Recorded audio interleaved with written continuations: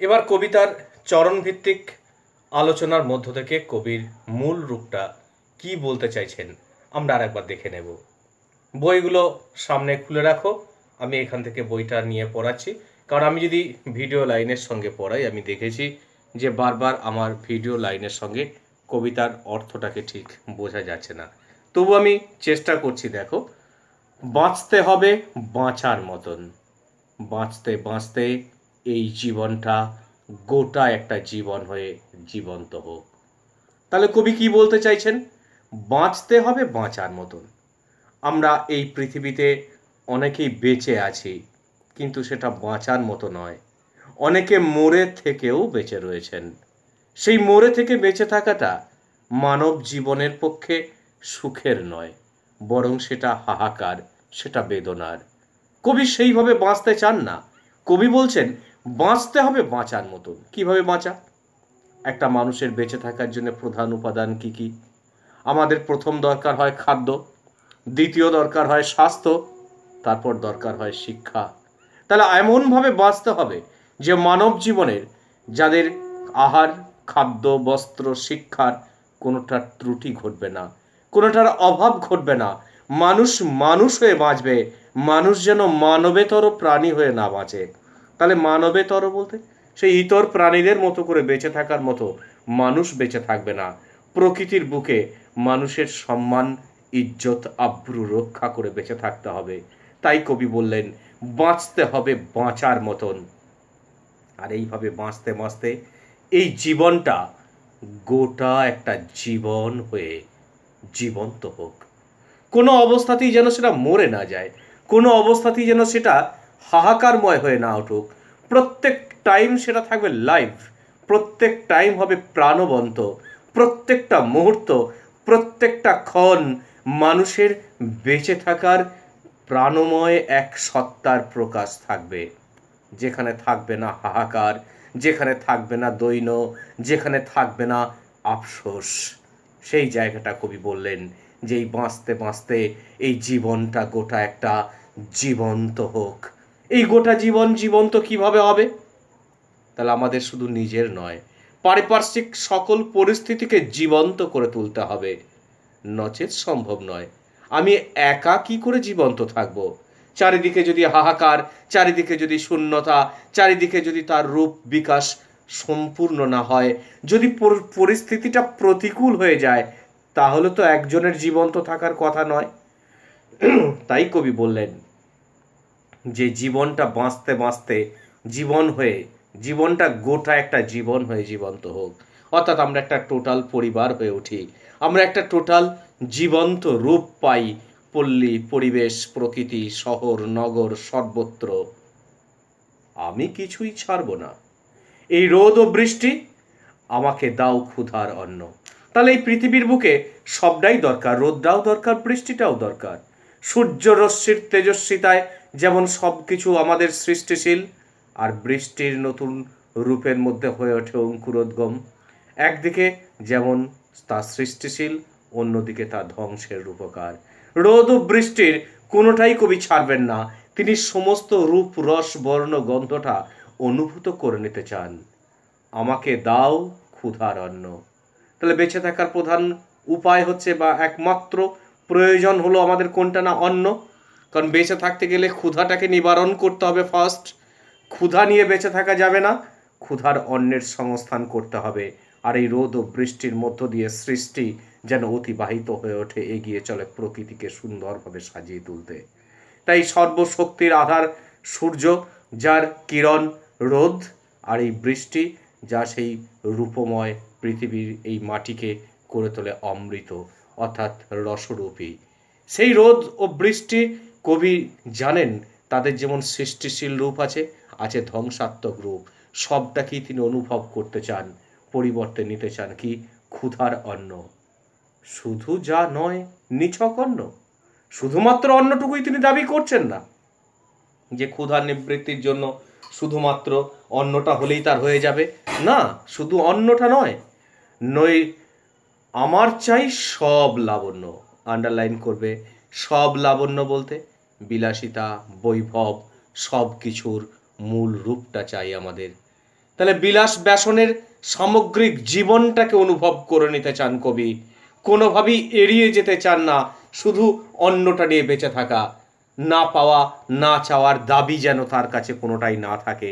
তাই কবি বলছেন শুধু নয় নিছক অন্ন, যে আমার দাবি শুধু অন্ন দাও বলে অন্যটা নিয়ে বেঁচে থাকবো তা নয়, কবির কাছে চাই সব লাবণ্য, অর্থাৎ এক মানব জীবনের সমস্ত বিলাস ব্যাসন ও তার সম্পূর্ণ রূপের এক পরিপূর্ণ জায়গা, যেটা মনুষ্যতর, যেটা মনুষ্য ও মানবতার এক প্রতীক। আর তা যদি না পান তাহলে কবি কি করবেন? নইলে গোটা দুনিয়া খাবো। গোটা দুনিয়া খাবো বলতে, দুনিয়া বলতে এখানে পৃথিবী, কবি কি গোটা পৃথিবীটা ভক্ষণ করবেন? না, এই ধরনের মানুষগুলোকে নিয়ে গোটা পৃথিবীর বুকে তিনি শুরু করবেন প্রতিবাদের আন্দোলন।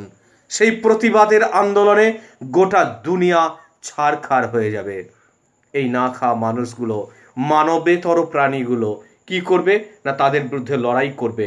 মানুষ হয়ে জন্মগ্রহণ করে এই জগতের মধ্যেই গোটা পৃথিবীর মানুষকে বুঝিয়ে দিতে চাইবে যে তার দরকার প্রয়োজন শুধু ক্ষুধার অন্নটা নয়, অন্ন বস্ত্র বিলাসিতা ব্যাসনের সার্বিক রূপ একটা মানব জীবনে গ্রহণ করতে হবে।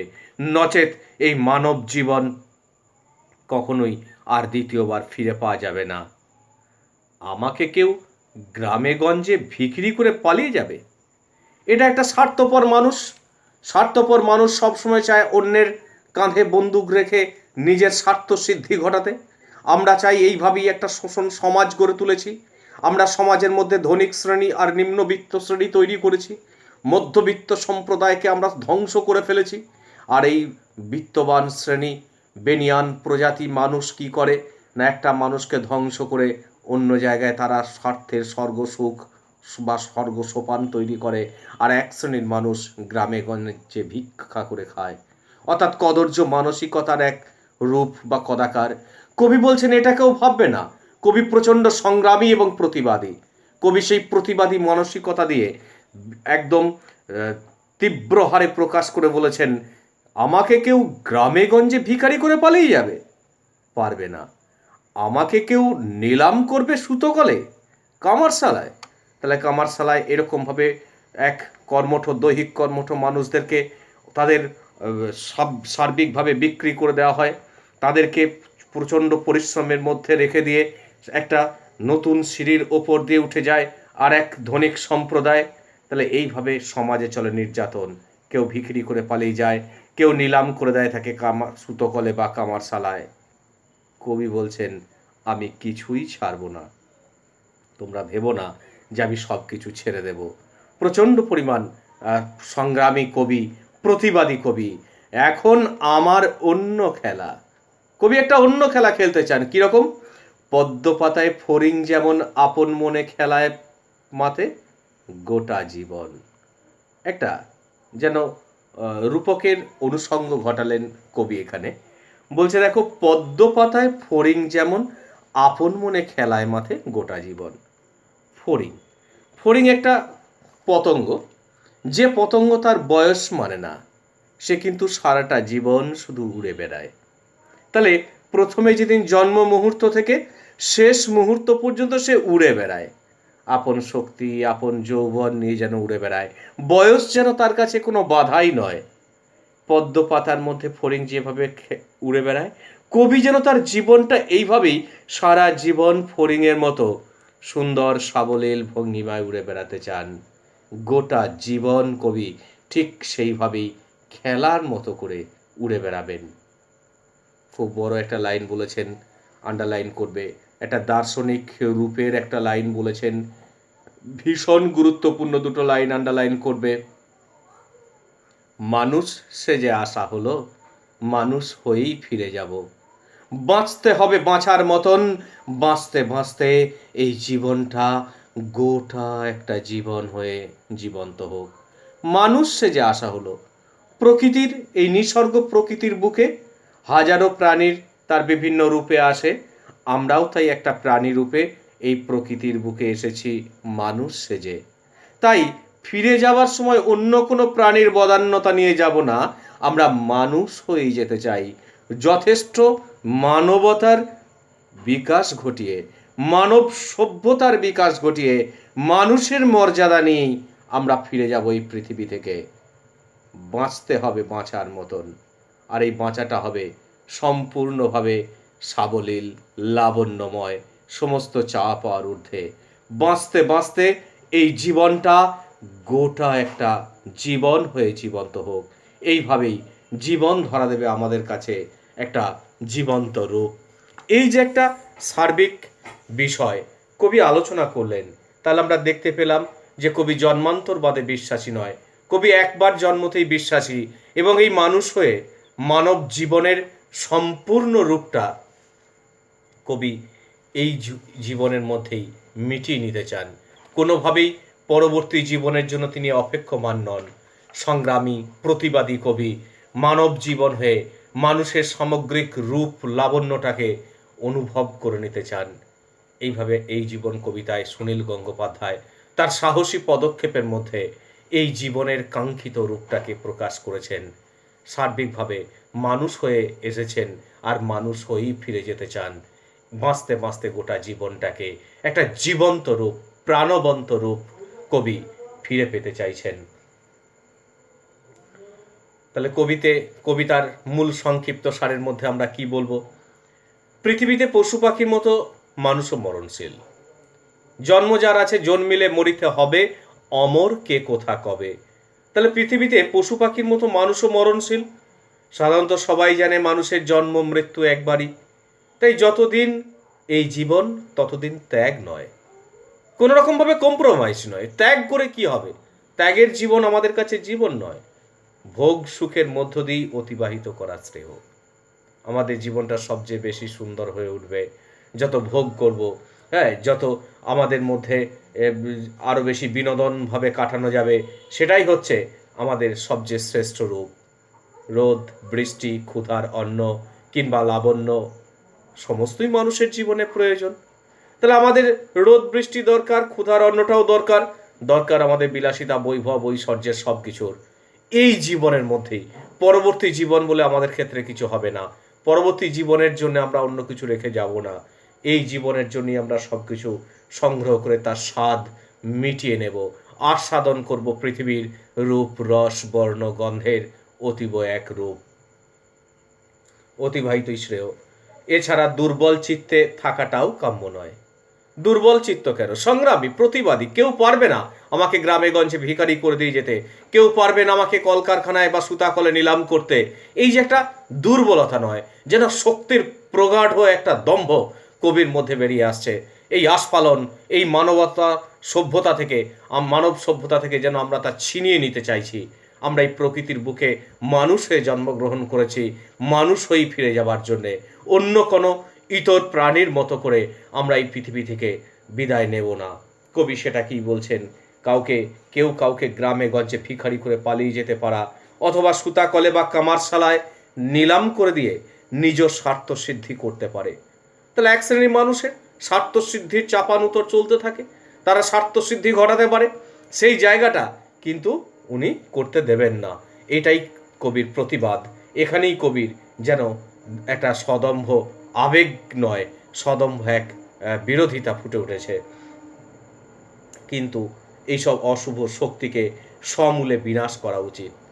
কবি সবসময় অন্যায়ের বিরুদ্ধে দাঁড়িয়েছেন, প্রতিবাদী হয়েছেন। অন্যায় যে করে আর অন্যায় যে সহে, তৃণ সমতাহে, যেন অন্যায় যে করে আর অন্যায় যে সহে, তব ঘৃণা যেন তার এই তৃণ সমদহে। এই যে রূপ, সেই রূপটা কবি বেশি করে প্রকাশ করতে চাইছেন। অন্যায়কারীর বিরুদ্ধে তিনি লড়াই করতে চাইছেন।